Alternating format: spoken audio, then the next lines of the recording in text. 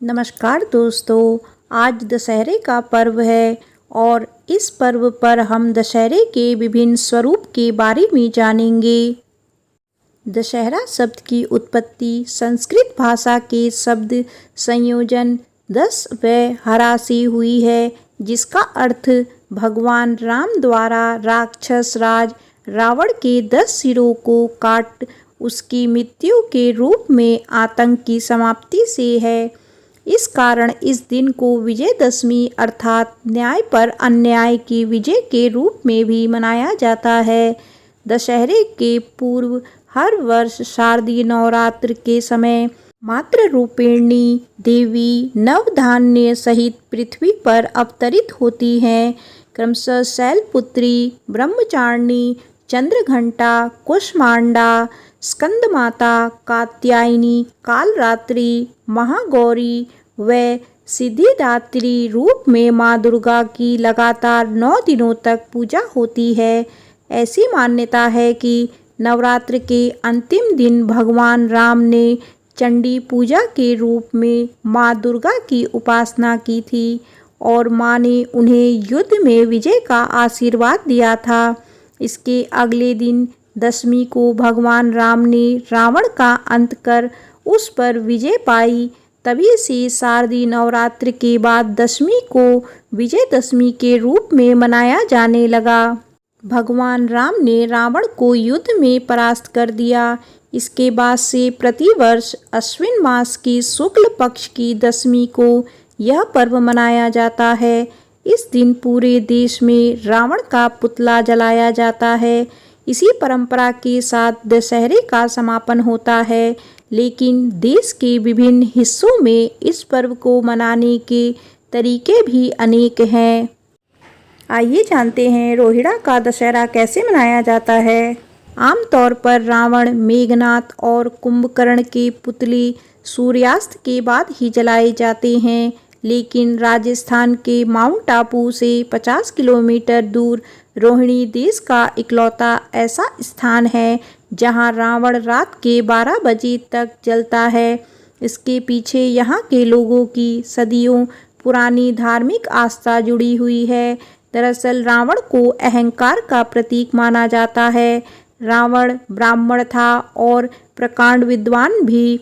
रावण जो अहंकार का प्रतीक है, उसका दहन यहाँ रात के 12 बजे किया जाता है, क्योंकि यह समय महाकाल का होता है और ऐसा माना जाता है कि इस वक्त रावण का दहन होने से रावण यानी अंधकार हमेशा हमेशा के लिए खत्म हो जाता है। यह पूजा 1.5 घंटे तक चलती है। चारों दिशाओं का पूजन का प्रार्थना की जाती है कि हर दिशा का अहंकार दूर हो और सब जगह प्रकाश फैले। पौराणिक मान्यताओं के मुताबिक 10 दिशाएं होती हैं और सभी दिशाओं की पूजा की जाती है। रावण दहन से पहले यहाँ भव्य शोभा यात्रा निकाली जाती है। शोभा यात्रा में भगवान राम की सेना, महाराणा प्रताप की सेना और छत्रपति शिवाजी की भी सेना होती है। छत्रपति शिवाजी घोड़े पर सवार होते हैं। शोभा यात्रा के दौरान गीत संगीत का दौर चलता रहता है। आइए जानते हैं कुल्लू का दशहरा कैसे मनाया जाता है।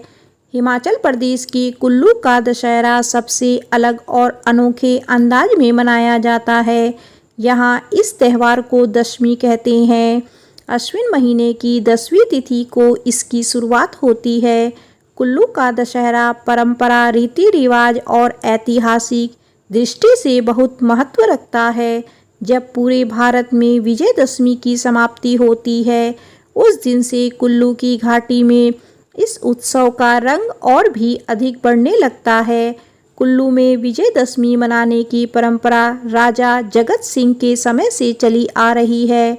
यहाँ के दशहरे को लेकर एक कथा प्रचलित है, जिसके अनुसार एक साधु की सलाह पर राजा जगत सिंह ने कुल्लू में भगवान रघुनाथ जी की प्रतिमा की स्थापना की थी। कहते हैं कि राजा जगत सिंह किसी रोग से पीड़ित था, अतः साधु ने उसे इस रोग से मुक्ति पाने के लिए रघुनाथ जी की स्थापना की सलाह दी। अयोध्या से लाई गई मूर्ति के कारण राजा धीरे धीरे स्वस्थ होने लगा और उसने अपना संपूर्ण जीवन एवं राज्य भगवान रघुनाथ को समर्पित कर दिया। के दशहरे में अश्विन महीने के पहले 15 दिनों में राजा सभी देवी देवताओं को धालपुर घाटी में रघुनाथ जी के सम्मान में यज्ञ करने के लिए न्योता देते हैं। 100 से ज़्यादा देवी देवताओं को रंग बिरंगी सजी हुई पालकियों में बिठाया जाता है। इस उत्सव के पहले दिन दशहरे की देवी हिंडिबा कुल्लू आती है तथा राजघराने के सभी सदस्य देवी का आशीर्वाद लेने आते हैं। रथ यात्रा का भी आयोजन होता है। इस दिन रथ में रघुनाथ और सीता जी तथा हिंडिबा जी की प्रतिमाओं को रखा जाता है। उत्सव के छठे दिन सभी देवी देवता यहाँ आकर मिलते हैं, जिसे मोहल्ला कहते हैं। रघुनाथ जी के इस पड़ाव पर सारी रात लोगों का नृत्य संगीत चलता है। 7वें दिन रथ को नदी के किनारे ले जाया जाता है, जहां लंका दहन का आयोजन होता है तथा कुछ जानवरों की बलि दी जाती है। इसके पश्चात रथ को पुनः उसके स्थान पर लाया जाता है और रघुनाथ जी को रघुनाथपुर के मंदिर में पुनः स्थापित किया जाता है। इस तरह विश्वविख्यात कुल्लू का दशहरा हर्षोल्लास के साथ संपूर्ण होता है। कुल्लू नगर में देवता रघुनाथ जी की वंदना से दशहरे के उत्सव का आरंभ होता है और दशमी के दिन इस उत्सव की शोभा देखने लायक होती है। आइए जानते हैं मैसूर के दशहरे की कथा। दशहरा उत्सव के आखिरी दिन यहाँ जंबू सवारी आयोजित की जाती है। यह सवारी मैसूर महल से प्रारंभ होती है। इसमें रंग बिरंगे अलंकृत कई हाथी एक साथ एक शोभा यात्रा के रूप में चलते हैं और इनका नेतृत्व करने वाला विशेष हाथी अंबारी है। इसकी पीठ पर चामुंडेश्वरी देवी की प्रतिमा सहित 750 किलोमीटर का स्वर्ण हौदा रखा जाता है। यह सवारी बद्रीमंडल पहुंचकर समाप्त होती है। बद्रीमंडल में मैसूर महल की दूरी लगभग 3 किलोमीटर है। मैसूर का दशहरा काफ़ी विख्यात है। भारत के प्रमुख स्थानों में से एक इस स्थान पर भी विजयदशमी बहुत उत्साह के साथ मनाया जाता है।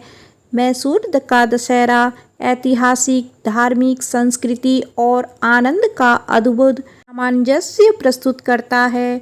हालांकि इस उत्सव के दौरान आयोजित होने वाले सभी कार्यक्रम लुभाने होते हैं, लेकिन इस उत्सव में 12 हाथी शामिल ना हो तो यह उत्सव अधूरा सा लगता है। सबसे पहले खास बात तो यह है कि इस उत्सव में शामिल होने वाले सभी 12 हाथियों की अपनी अलग विशेषता होती है। मैसूर का दशहरा मैसूर नगर के इतिहास से जुड़ा है, जो मध्यकालीन दक्षिण भारत के अद्वितीय विजयनगर साम्राज्य के समय से शुरू होता है। इस पर्व को वाडेयार राजवंश के लोकप्रिय शासक कृष्णराज वाडेयार ने दशहरा का नाम दिया था। वर्तमान में इस उत्सव की लोकप्रियता देखकर कर्नाटक सरकार ने इसी राज्योत्सव का सम्मान प्रदान किया है। राजा वाडेयार की इच्छा थी कि इस उत्सव को आने वाली पीढ़ियां याद रखें तथा उसी प्रकार से मनाएं जिस प्रकार विजयनगर के शासक मनाया करते थे। अतः इसके लिए उन्होंने निर्देशिका भी तैयार की थी, जिसमें लिखा था कि किसी भी कारण से दशहरा मनाने की परंपरा टूटनी नहीं चाहिए।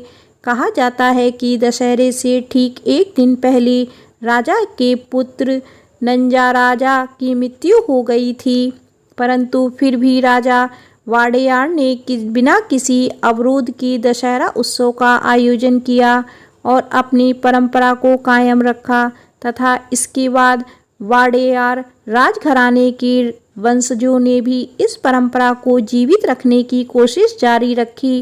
वर्तमान समय में मैसूर का दशहरा एक अंतर्राष्ट्रीय उत्सव बन गया है और इस उत्सव में शामिल होने के लिए देश विदेश से अनेक पर्यटक मैसूर आते हैं। ये जानते हैं बस्तर का दशहरे की कथा। बस्तर में दशहरा को माँ दंतेश्वरी की आराधना में समर्पित एक पर्व माना जाता है। माँ दंतेश्वरी बस्तर के निवासियों की आराध्य देवी है। वो दुर्गा का ही एक रूप है। बस्तर में दशहरे का त्यौहार श्रावण मास की अमावस्या से अश्विन मास की शुक्ल त्रयोदशी तक चलता है। इसका समापन अश्विन शुक्ल त्रयोदशी को होआड़ी पर्व से किया जाता है। आइए जानते हैं बंगाल के दशहरे की कथा। यहाँ यह पर्व दुर्गा पूजा के रूप में ही मनाया जाता है। यह उत्सव संपूर्ण बंगाल में 5 दिनों तक मनाया जाता है। देवी दुर्गा की भव्य प्रतिमा पंडालों में स्थापित की जाती है। षष्ठी के दिन दुर्गा जी का पूजन एवं प्राण प्रतिष्ठा आदि का आयोजन किया जाता है। इसके उपरांत सप्तमी, अष्टमी एवं नवमी के दिन प्रातः और सायंकाल दुर्गा पूजा होती है। दशमी के दिन विशेष पूजा का आयोजन किया जाता है। स्त्रियां देवी के माथे पर सिंदूर चढ़ाती हैं और एक दूसरे को सिंदूर लगाती हैं। इसके पश्चात देवी की प्रतिमाओं को विसर्जन के लिए ले जाया जाता है। आइए जानते हैं तमिलनाडु के दशहरे की कथा। देश के दक्षिण राज्य तमिलनाडु में दशहरा 9 दिनों तक मनाया जाता है। इस अवसर पर देवी लक्ष्मी, सरस्वती और दुर्गा जी की पूजा की जाती है। यहाँ कोई भी नया कार्य जैसे शिक्षा, संगीत और नृत्य सीखने के लिए दशहरा शुभ माना जाता है। आइए जानते हैं गुजरात के दशहरे की कथा। गुजरात में भी दशहरे को नवरात्र के रूप में मनाया जाता है। नवरात्र के 9 दिनों तक यहाँ पारंपरिक नृत्य गरबा की धूम होती है। गरबा नृत्य इस उत्सव की शान है। देवी माँ की आरती के बाद डांडिया रास का आयोजन पूरी रात चलता है। आइए जानते हैं उत्तर प्रदेश में दशहरा कैसे मनाया जाता है। उत्तर प्रदेश में दशहरे की रौनक देखते ही बनती है। अयोध्या और बनारस में इस अवसर पर विशेष आयोजन और तैयारियां की जाती है। अश्विन मास में यहाँ रामलीला, नवरात्र और रावण दहन का आयोजन होता है। रामनगर की रामलीला की ख्याति जगत प्रसिद्ध है। देश विदेश के हजारों पर्यटक यहाँ आते हैं।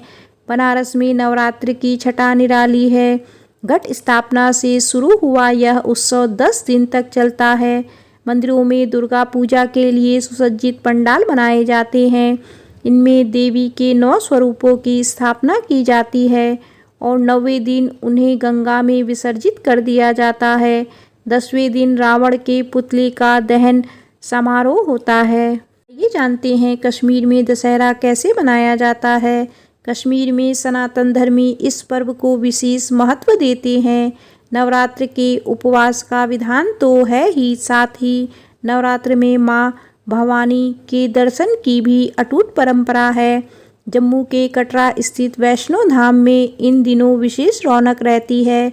दशहरे को विजयदशमी के अलावा भारत के विभिन्न प्रांतों में विजोया या आयुध पूजा के रूप में भी मनाने की परंपरा है। वर्षों से अपनी परंपरा और संस्कृति का पालन करते हुए हम बड़े उत्साह से इस पर्व का आयोजन करते आ रहे हैं।